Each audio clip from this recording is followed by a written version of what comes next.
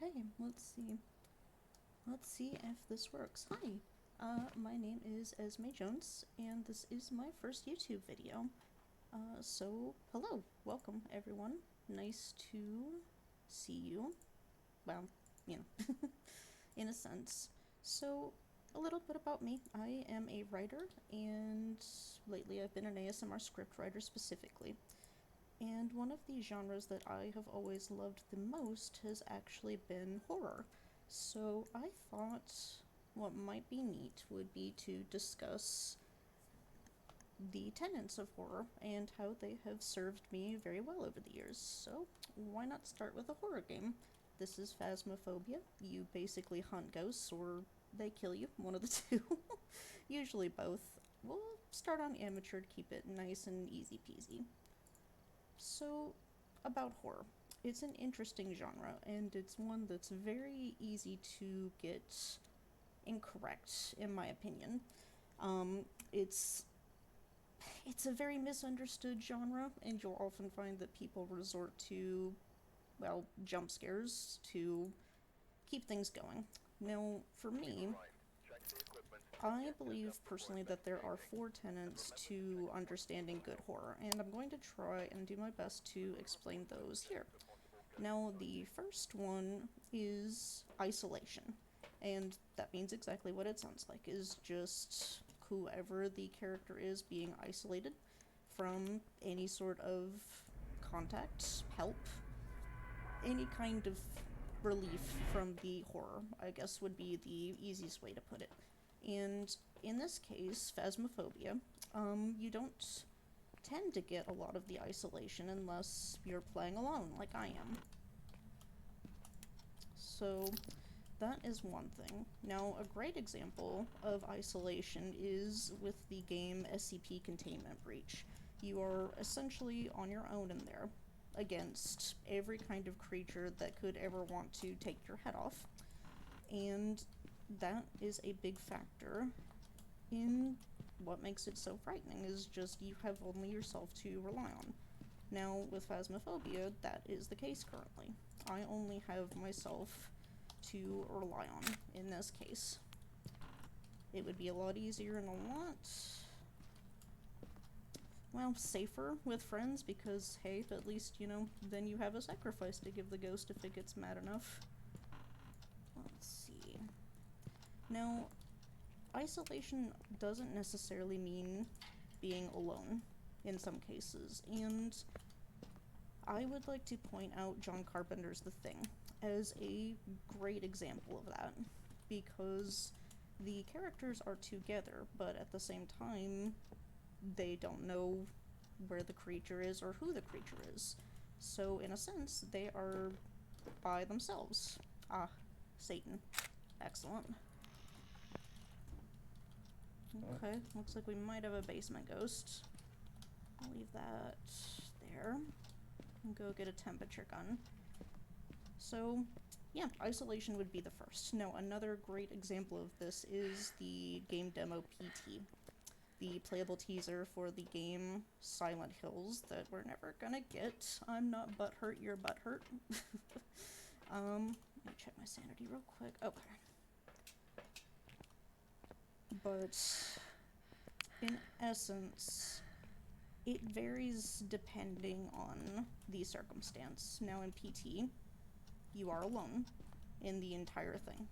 So you do have the isolation. There's nothing there to give you any kind of relief except for a, well, baby, in a sense, and a voice on the radio. So that's one of the reasons that particular demo holds up so well, and why isolation is an important factor of horror. Another instance of this would be a recent game called Iron Lung, which actually is probably going to wind up hitting all four tenets of horror without necessarily needing to try that hard. So, yep, that's a basement ghost, alright. That sucks. Okay. Well, we will deal with that. But yes, in essence, isolation is a great place to start if you want to get specifically character-driven horror going for you. Now, sometimes it doesn't work in the favor of the story. Sometimes you'll see this trope where, well, it's the classic horror trope, isn't it? It's, the group splits up. Or, they get separated for some silly reason that doesn't really make any sense. Gosh, this guy's aggressive. He big mad. Okay, well. Let's see. Now, with that in mind, let's move on to the second tenet.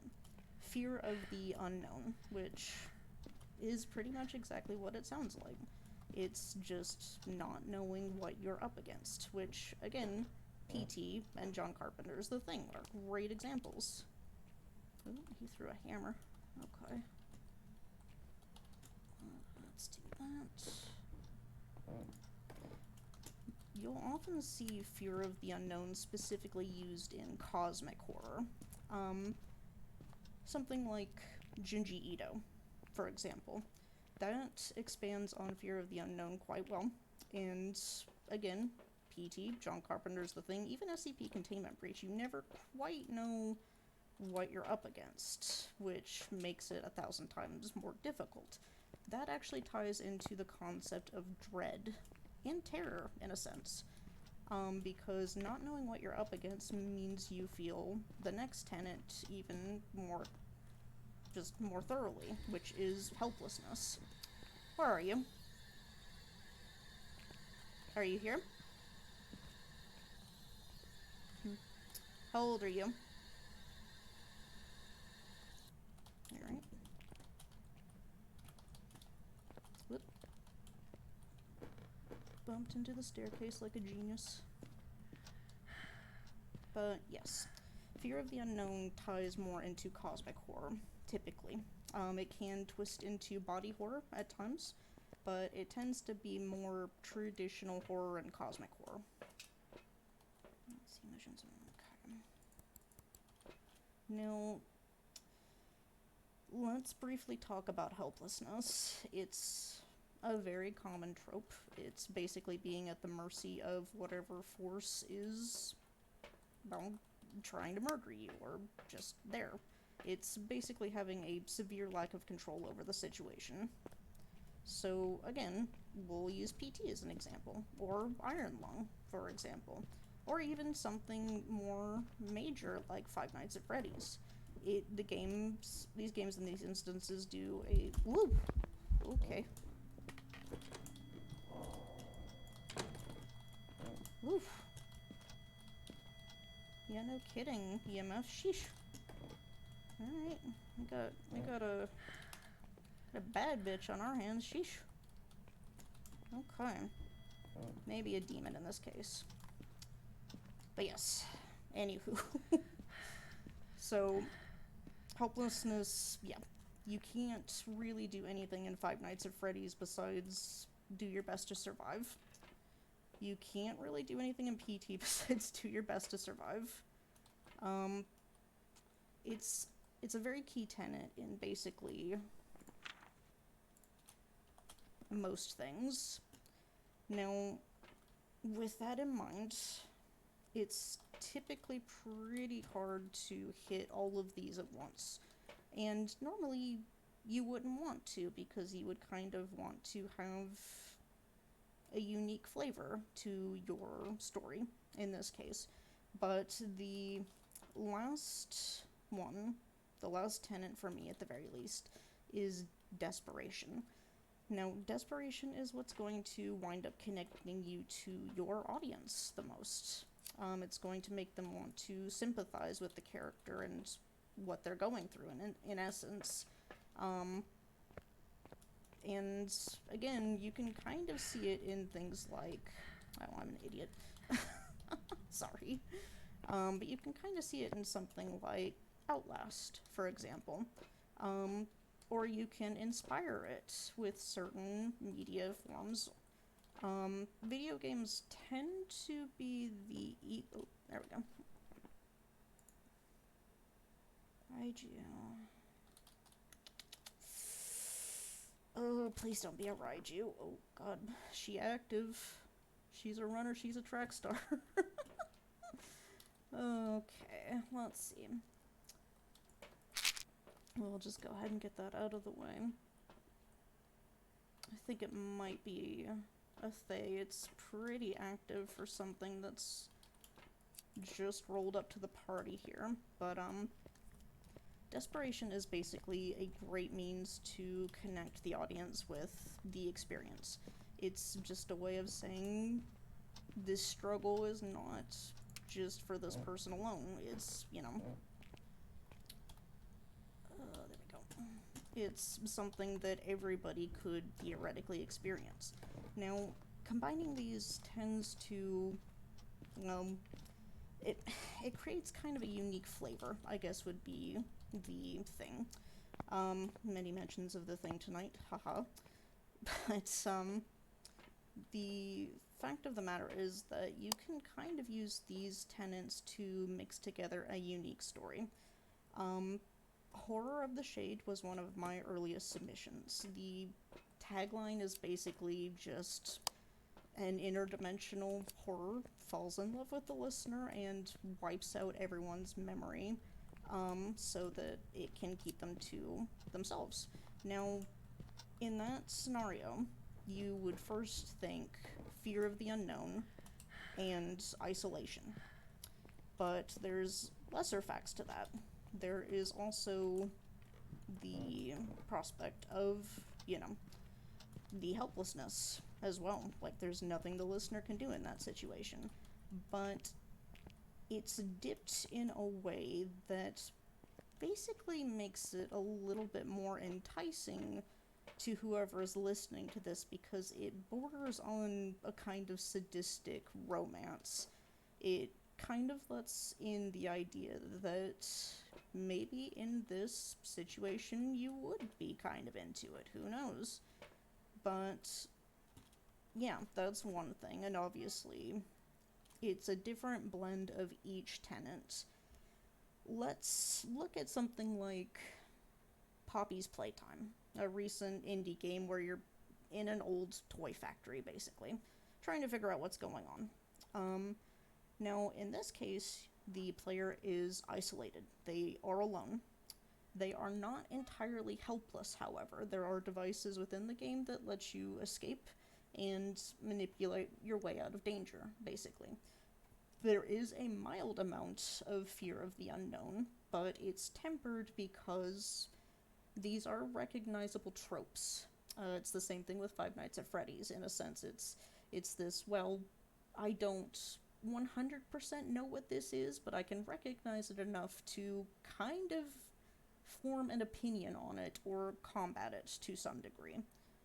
But if we take something like Hello Neighbor, which is a game I'm not super duper fond of, because it just feels very poorly written. Sorry if the devs are listening to this, I doubt they are, but there you get the isolation in mild amounts, but you're not helpless basically at all. You can manipulate your way through the game if you try hard enough. So that is a severe lack of desperation as a result. So if we take that and we kind of compare it to something like, let's say, The Babadook. Really great movie. Very psychological, just horror. It's very gritty. It's a great movie, but I don't recommend it if you don't like children. But the point is that the main character, the mother, her husband was killed in a car accident, leaving them with their child, who is very difficult. Just a very difficult to manage child. We need Jesus for this. Let's go. So in that, the mother is isolated pretty immediately. Anytime she tries to interact with other parents, it's basically, her child drives them away. There is fear of the unknown because the Babadook is an entity that defies explanation in many ways. It's one of those things where it's like something is there, and it means harm. You know with 100% certainty that it will do harm to you if you allow it, or if it gets the chance. She is helpless, in essence, and she is desperate. And these things even out in just such a way that you're more interested in the psychological aspects than you are most of it. Like, if you look at the monster itself, it's not that impressive of a monster. It's the same problem that a lot of James Wan movies have. You know, you get like The Conjuring, and the cinematography is great. You know, the family feels helpless, they feel isolated, they are desperate, there's fear of the unknown, but you kind of know what you're dealing with because the ghost gets a whole backstory and everything, and when you see it, it's kind of like, oh, that's not that scary, which is fair. That's another key rule of horror, in my opinion, is any monster that you can put to film, it's never going to be more frightening than what is in the viewer's mind in this case. Let's see, that's a Raiju, that's a Banshee, it's a Yurei, we don't have that. Okay. But letting people's imagination do most of the work is good. Now, but not for all types of horror. For psychological horror, absolutely. For something like body horror, however, the more in depth you go onto the details of what is being experienced, that works in favor of body horror.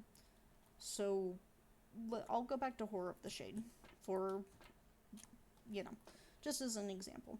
So, there is a mild amount of body horror there, but it is twisted into the helplessness of it. The listener is essentially biologically merged with the villain, I suppose, with with the speaker, but it's only briefly touched on because I wanted it to add to the cosmic horror more than I wanted it to add to any kind of body horror. For me, it wasn't a body horror story.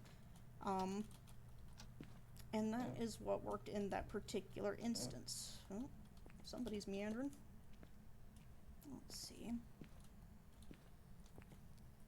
But you could spin the story in such a way that it would be considered body horror. You know, it's a Lovecraftian creature that has, in essence, fused with you. So you kind of have to be, I suppose, considerate of what kind of effect you want to have in the end.